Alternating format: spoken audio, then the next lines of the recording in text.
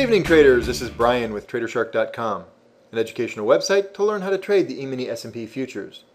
Today is Friday, January 13th, 2012. The following are examples of trade setups that occur on a consistent basis. These trade setups are described in detail in the trading manual and in the live daily Shark Den. Today we are showing 3 trade setups for a potential profit of 25 ES ticks. The market had a heavy sell-off this morning. At 8:30 we had 2 news reports that were less than expected. The international trade and import-export prices. Market sold off, and we generally don't trade from 9:30 to 9:45. The market opened up here this morning at 1281.5, and from 9:30 to 9:45 we don't trade primarily just because of the high volatility. Keep in mind this line that I have drawn right here, right about 1280.75, somewhere around there. That was yesterday's close. Just keep this line in mind. This is an area we always watch for price action today.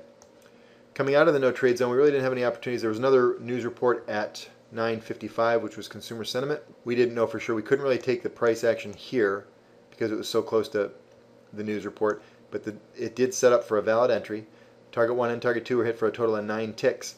Trailed that stop a little deeper if you wanted, but in the meantime keep very basic to the trade plan. So 9 ticks for this first trade to the downside, and then notice the sell-off. I mean, it really picked up acceleration, worked its way to the downside, found support right down here around 1272.50.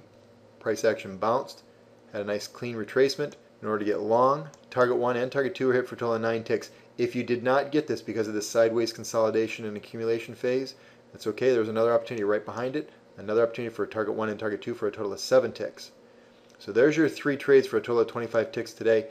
Notice how price action continued to work its way back up. We knew we started to see volume pick up, which is good. This is the first day we had volume. I think it was over 2 million today, which was great, and that should give us a nice indication for next week. The push back up to yesterday's low was a primary area for us to be able to continue to watch.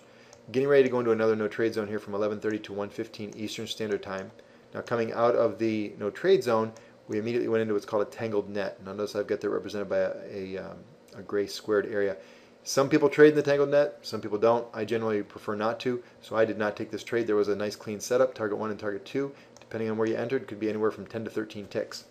Now what happened was, notice our approach again up into this opening price, and a lot of the indicators will begin to show sell signals and prime opportunity for what's called a shark attack trade. And in a shark attack trade, your target 1 and target 2, target 1 is 2 points, target 2 is 4 points, a total of 6 points. So notice a target area here of 1282.75, and the next target 1284.75. They were hit without much effort, without much problem. At this time of day, I know that a lot of people had gone home, a lot of people were not here watching, and so the people that stayed in the room with us watched us as we trailed this thing up. Just stay behind these swing lows and trail it up into, right on into our no trade zone. So if you're trailing a stop behind these lows prior to reaching new highs, you could have stayed in here all the way up into the 1289 area.